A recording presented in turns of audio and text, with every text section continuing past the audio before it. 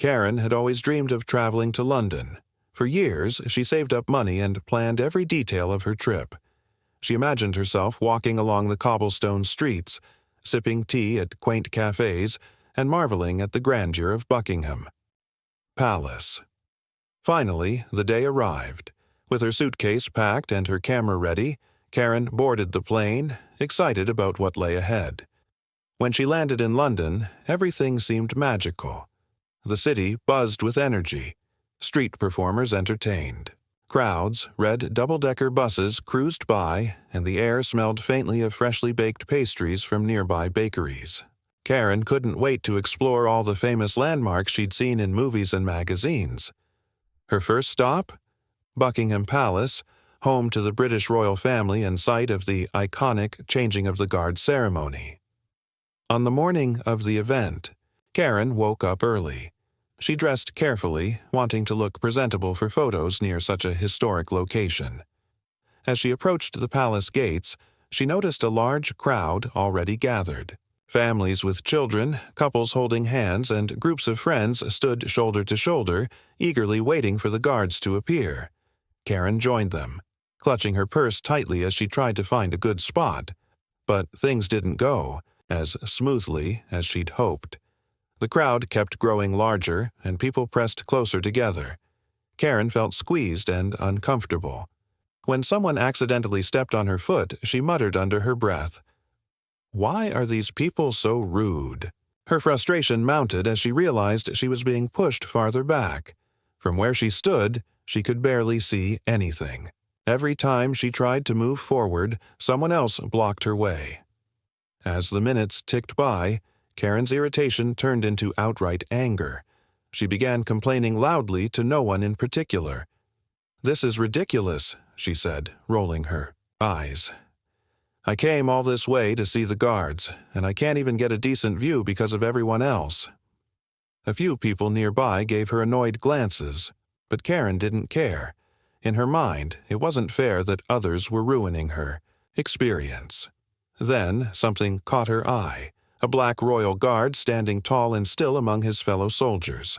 His uniform was immaculate, his posture perfect, and his expression unreadable. To most people, he represented discipline, tradition, and pride. But to Karen, he symbolized everything that was wrong with the world. Or, at least, that's how her clouded judgment framed it. Her racist biases, which had simmered beneath the surface for years, bubbled over in that moment. Without thinking, Karen reached into her purse and pulled out a small bottle of red paint. It was supposed to be a souvenir, a little trinket she'd bought earlier to remember her trip. But now, consumed by rage and prejudice, she saw an opportunity to make a statement. Before anyone could stop her, she hurled the bottle toward the guard. The paint splattered across his chest, staining his pristine white jacket. For a split second, there was complete silence. Then chaos erupted. People gasped, shouted, and pointed fingers.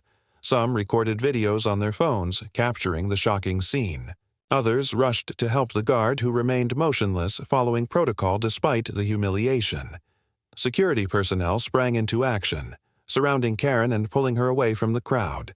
She struggled against them, yelling excuses and trying to justify her actions. But it was too late. The damage was done. What Karen failed to realize in her blind fury was that her impulsive act would change her life forever. At that moment, though, she only felt a twisted sense of satisfaction. Smirking to herself, she thought she'd shown everyone exactly how she felt. Little did she know, her reckless decision would lead to consequences far beyond anything she could have imagined.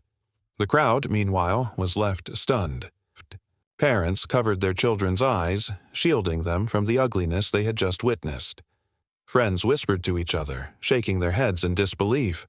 One woman muttered, "Who does something like that?" Another replied, "She's going to regret this." And they were right. Within hours, videos of the incident went viral online. Social media users around the world condemned Karen's behavior, calling her out not just for vandalism, but for blatant racism. Hashtags like Knock Respector Guards and Aji Stop Racism trended globally, turning Karen's face into a symbol of intolerance. What started as a dream vacation quickly spiraled into a nightmare, one that would haunt her for the rest of her life. As Karen sat in a holding cell later that evening, reality began to sink in. She replayed the events of the day in her mind, trying to understand how everything had gone so wrong. But deep down, she knew the truth. Her own prejudices and unchecked emotions had led her to commit an unforgivable act. And now, she would have to face the music, for better or worse.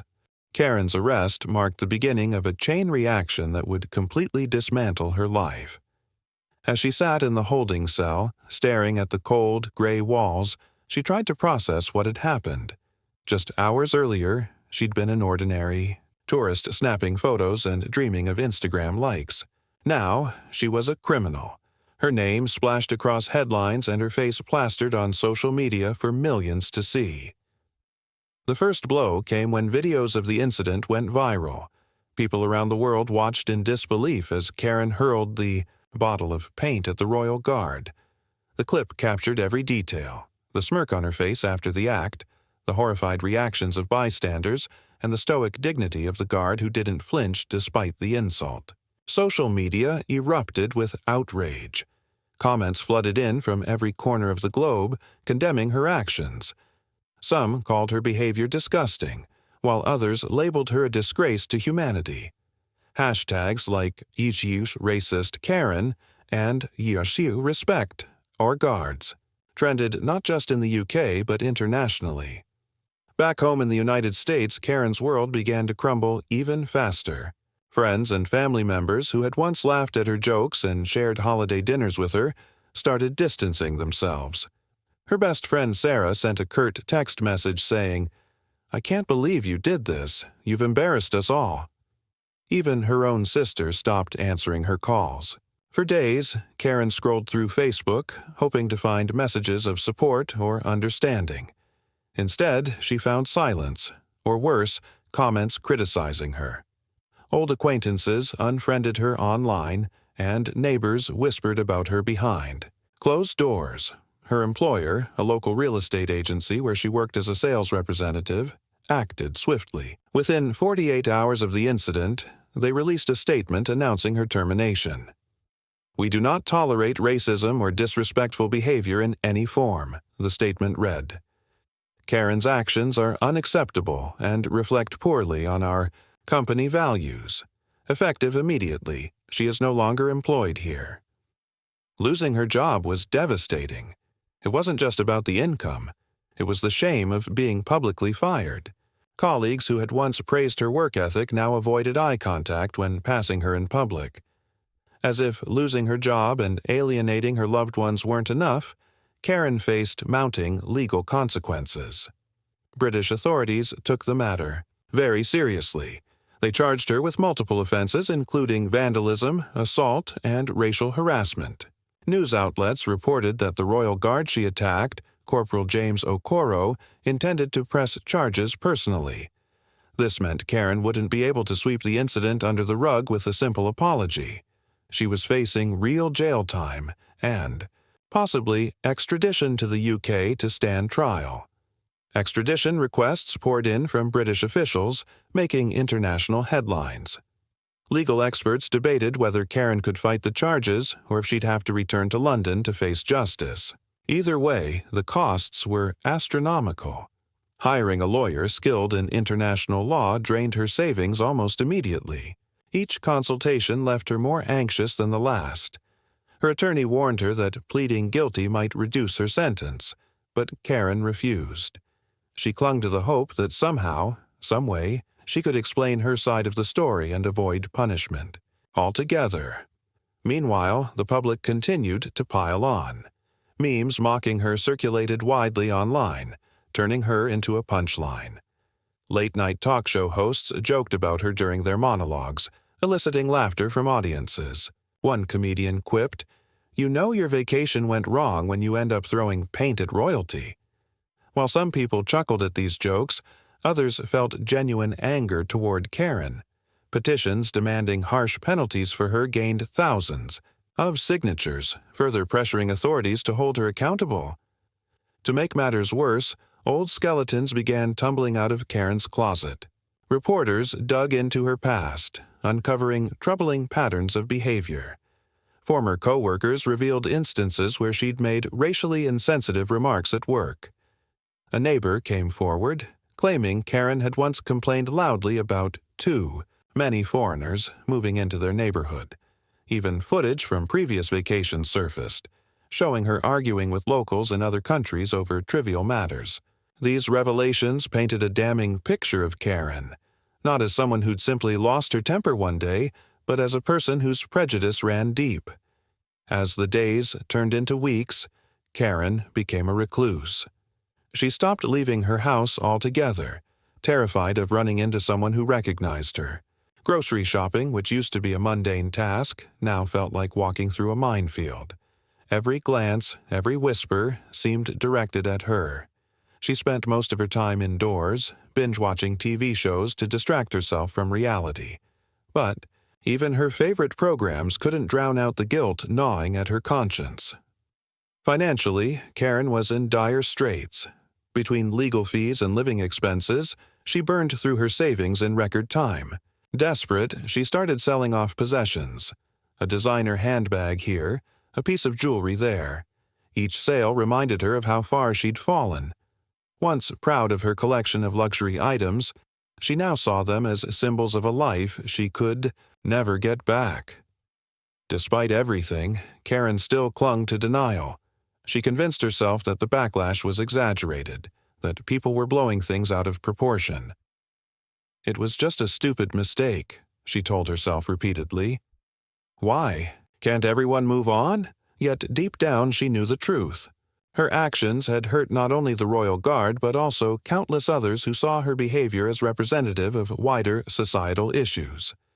Whether she liked it or not, she had become a cautionary tale, a poster child for unchecked privilege and prejudice. By the time extradition hearings began, Karen's mental health was in shambles. Sleepless nights and constant anxiety left her exhausted. She snapped at anyone who dared mention the incident, even her own lawyer. The weight of her choices pressed down on her chest, suffocating her. For the first time in her life, Karen understood what it meant to truly lose control, not just of a situation, but of her entire existence. The legal battle that followed Karen's arrest was nothing short of a nightmare. Every twist and turn seemed designed to strip away what little dignity she had left.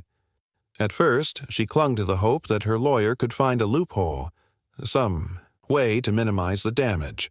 But as the weeks dragged on, it became painfully clear that there would be no easy way out. The evidence against her was overwhelming, and public opinion had already sealed her fate in the court of societal judgment. Karen's extradition hearing took place in a small courtroom packed with reporters and curious onlookers. Cameras flashed. Outside, capturing every moment as she walked in, flanked by security guards. Inside, the atmosphere was tense. Her lawyer argued passionately that Karen should remain in the United States to face charges rather than being extradited to the UK. "My client made a grave mistake," he said, his voice steady but tinged with desperation. "But sending her overseas will only prolong her suffering and waste valuable resources." British prosecutors countered with equal fervor. They presented video footage of the incident, showing Karen's deliberate actions and smug expression afterward. They emphasized the harm done not just to Corporal James Okoro, but to the reputation of the British monarchy and its traditions. "This is not merely an act of vandalism," one prosecutor declared. "It is an attack on our cultural heritage and an affront to the values we hold dear." The judge listened carefully, weighing both sides before ultimately ruling in favor of extradition. Karen would have to return to London to stand trial. The ruling hit Karen like a freight train. She collapsed into tears in the courtroom, overwhelmed by the finality of it all. For weeks leading up to the decision, she had convinced herself that she might avoid facing justice abroad. Now, that fragile hope was shattered. As she boarded the plane back to the UK, handcuffed and escorted by officers, She felt utterly alone. Friends and family who had once stood by her were nowhere to be found. Even her lawyer seemed distant, focusing more on strategy than offering comfort. Once in London, Karen's life spiraled further into chaos. Pre-trial hearings revealed damning, new evidence that painted her in an even worse light. Emails surfaced from years earlier, showing racist remarks she'd made about colleagues and acquaintances. One particularly incriminating message read, "I don't understand why they let so many foreigners work here. It's getting harder to feel comfortable." These emails circulated widely, reigniting public outrage and leaving Karen with no room to defend herself. Her attempts to dismiss them as old jokes fell flat, especially when witnesses came forward corroborating the claims. Corporate sponsors also weighed in, adding another layer of humiliation. Companies Karen had once supported or frequented publicly distanced themselves from her. A popular coffee chain tweeted, "We do not condone racism or violence in any form. Our brand stands for inclusivity and respect." Others followed suit, making statements condemning her behavior.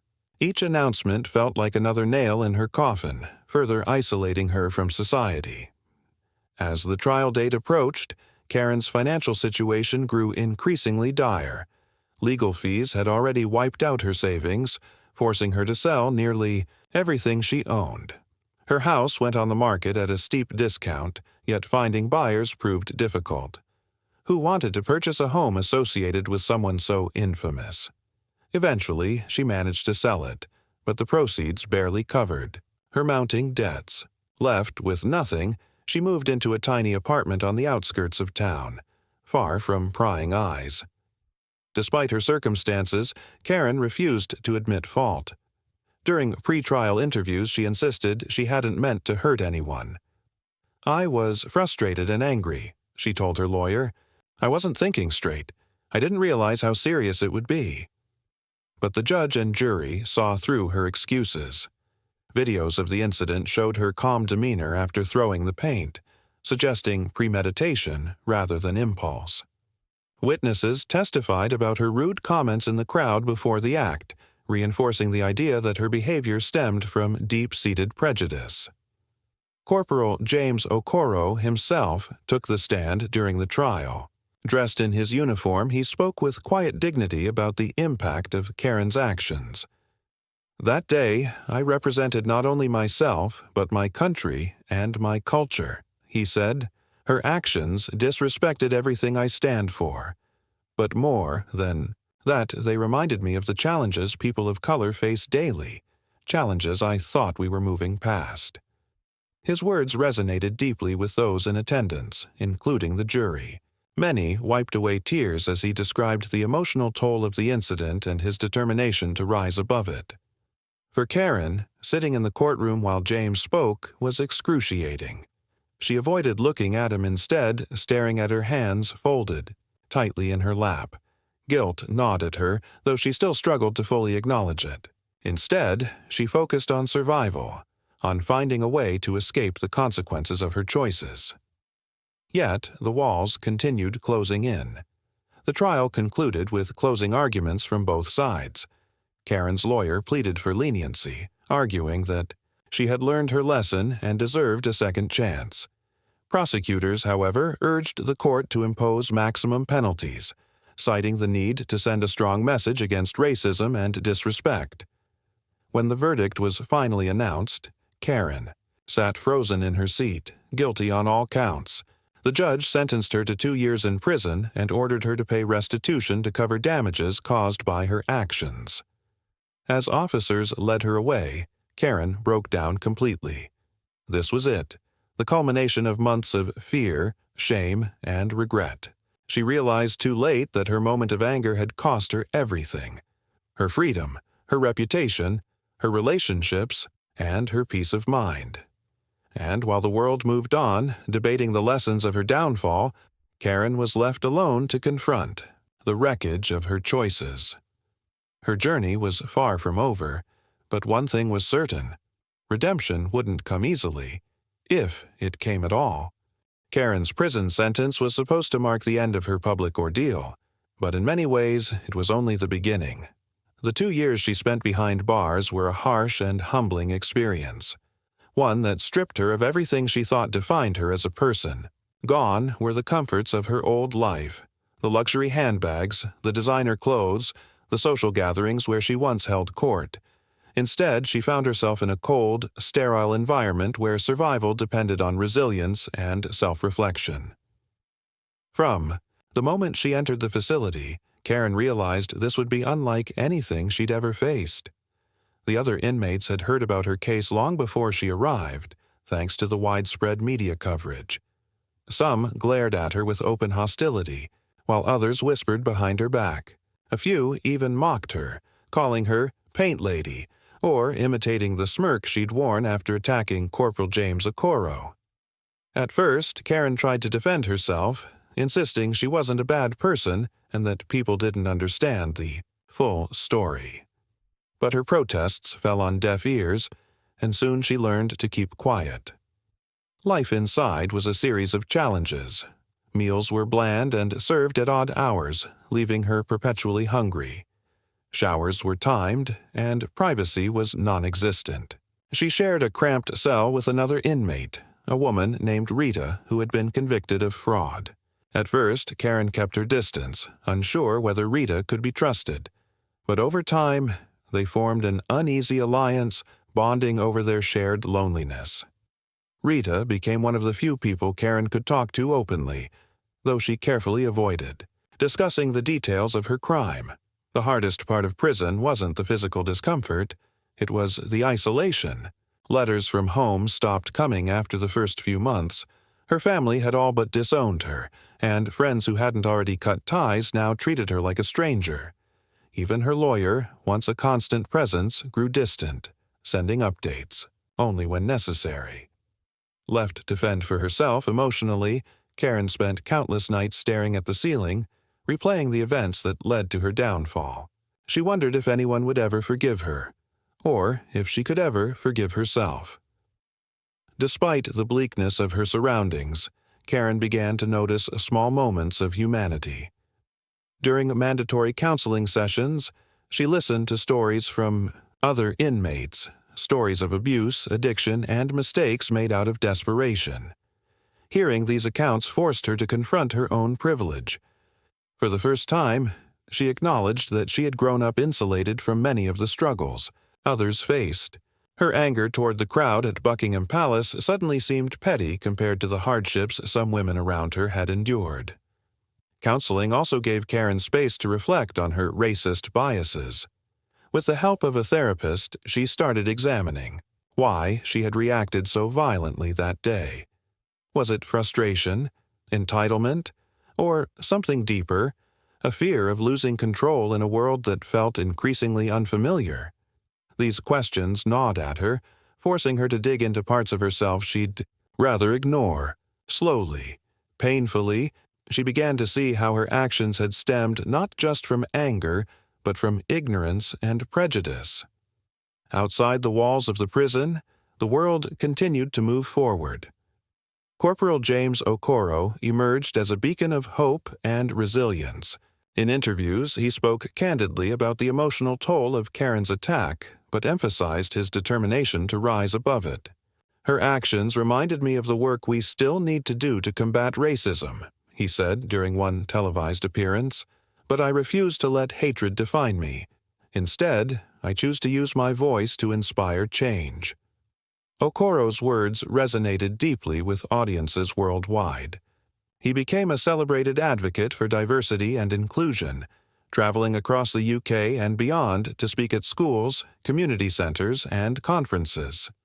His message was simple yet powerful. Respect and understanding can overcome even the deepest divides. People admired not just his courage but his ability to turn pain into purpose. Meanwhile, Karen watched from afar, feeling both admiration and shame. Seeing him thrive while she languished in prison only underscored the magnitude of what she had lost. Back in custody, Karen attempted to rebuild herself piece by piece.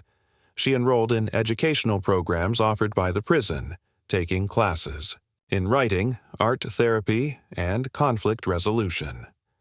Writing proved particularly therapeutic. Through journaling, she processed her emotions and confronted the guilt that haunted her every waking moment. One entry stood out among the rest. "I never wanted to hurt anyone. I thought I was standing up for myself, but really, I was lashing out because I couldn't handle my own feelings. What I did was wrong, not just because of the law, but because it caused real harm to someone who didn't deserve it. I hate who I was that day, but maybe I can learn to be better." Her transformation didn't go unnoticed. Prison staff noted her improved behavior and willingness to participate in group activities. By the end of her sentence, she had earned a certificate of achievement for completing several courses, a small victory, but one that gave her a sliver of pride. When the day finally came for Karen to leave prison, she felt a mix of relief and dread. On one hand, she was eager to escape the confines of her cell and reclaim some semblance of freedom. On the other hand, she knew re-entering society wouldn't be easy. The outside world had changed during her absence, and she worried about facing the same judgment and hostility that had driven her to isolation before. Walking out of the gates, Karen carried nothing but a duffel bag containing basic belongings and a list of resources provided by her parole officer. As she stepped into the sunlight, she took a deep breath, vowing to approach her second chance with humility. She rented a modest apartment in a town far from her previous life, hoping anonymity would give her room to heal. Jobs were scarce and money was tight, but she embraced the simplicity of her new routine. For the first time in years, she felt grounded, not happy, exactly, but less burdened by the weight of her past. Still, redemption remained elusive. Every attempt Karen made to apologize or seek forgiveness was met with skepticism. When she reached out to Corporal Okoro again, offering to pay restitution for the damages she caused, her letter went unanswered. Local organizations rejected her offers to volunteer, citing concerns about backlash from donors or participants.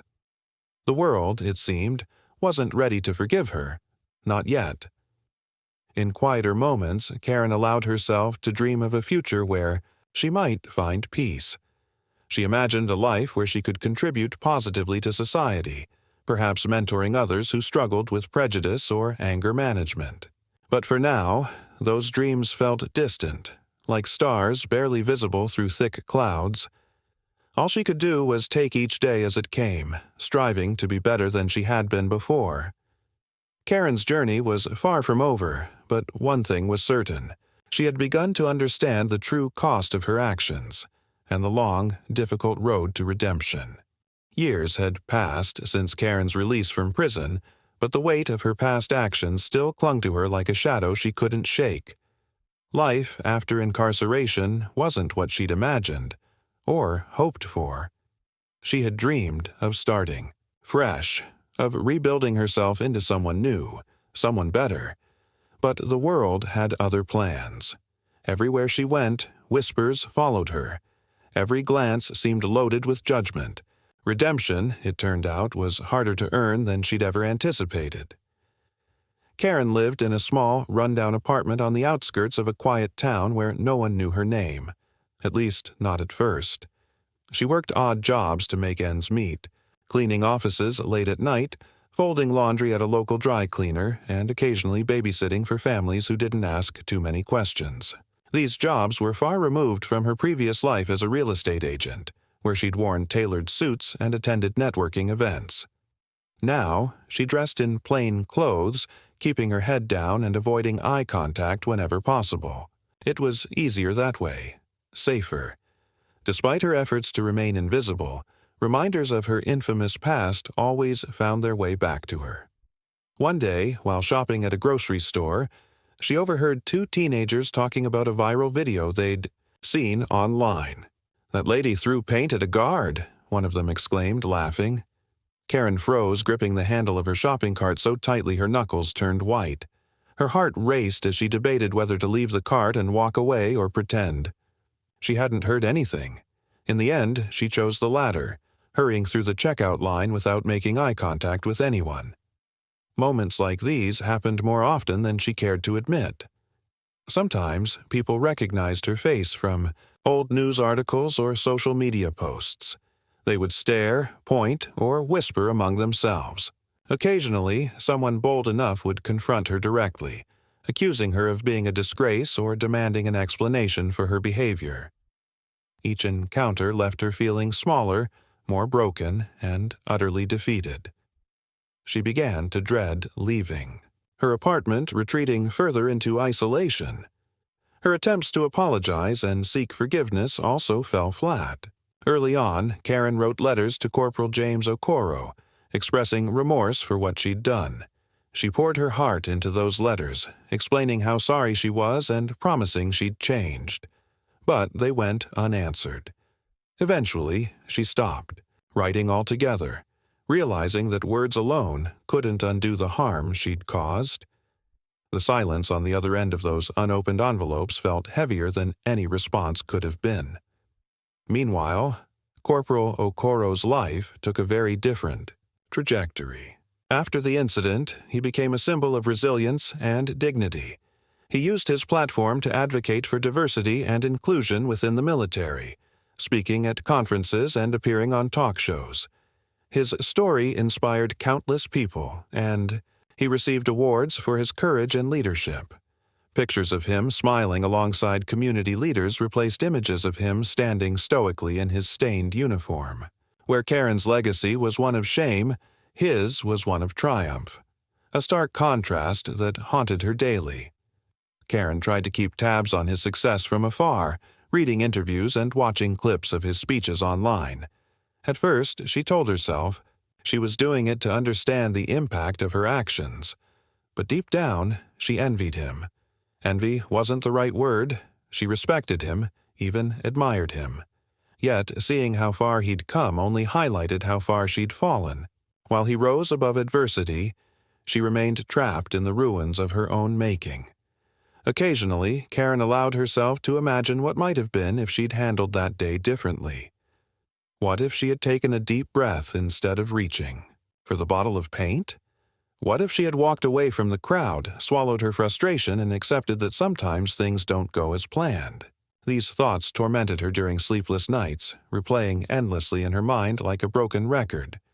She knew there was no use dwelling on what-ifs, but letting go proved impossible. In rare moments of clarity, Karen realized that her punishment extended beyond prison walls and financial ruin. The true cost of her actions was the loss of self-respect. No matter how hard she tried to move forward, guilt lingered like an unwelcome guest. Some days it felt manageable, a dull ache she could push aside while focusing on mundane tasks. Other days it overwhelmed her completely, reducing her to tears in the middle of the night. Still, Karen made small efforts to rebuild her life. She started volunteering at a local animal shelter, finding solace in caring for stray dogs and cats. The animals didn't judge her. They simply wagged their tails or purred when she approached. For the first time in years, she felt a flicker of purpose. Slowly, she began opening up to the staff and other volunteers, sharing bits and pieces of her story. Not the full truth, but enough to hint at her struggles. To her surprise, some of them responded with kindness rather than condemnation. One volunteer, a kind-hearted woman named Lisa, struck up a friendship with Karen. Over cups of coffee during breaks, they talked about everything from favorite books to childhood memories. When Karen hesitated to share too much about her past, Lisa reassured her. "Everyone makes mistakes," she said gently. "What matters is what you do next." Those words stuck with Karen, planting a seed of hope in her weary heart. But even Lisa's friendship couldn't fully shield Karen from the consequences of her choices. On the rare occasions she ventured into public spaces, she still faced hostility. Once, while waiting in line at a cafe, a man loudly accused her of ruining the reputation of tourists everywhere. Another time, a group of teenagers mocked her, calling her Paint Lady, and snapping photos of her against her will. Each incident reinforced the reality that forgiveness, from others and from herself, would take time. As the years rolled on, Karen grew older and quieter. She stopped fighting the world and instead focused on surviving each day. She continued volunteering at the shelter, finding comfort in the unconditional love of animals. She kept reading about Corporal Okoro's achievements, drawing inspiration from his ability to rise above hatred and spread positivity. Though she doubted she'd ever match his grace, she vowed to live more humbly and compassionately moving forward. Ultimately, Karen's story became a cautionary tale, a reminder of how quickly unchecked anger and prejudice can destroy lives. While society moved on, learning valuable lessons about respect and accountability, Karen remained trapped in the shadow of her own choices. Redemption, if it came at all, would be slow and painful. But perhaps, in the smallest of ways, she was beginning to heal.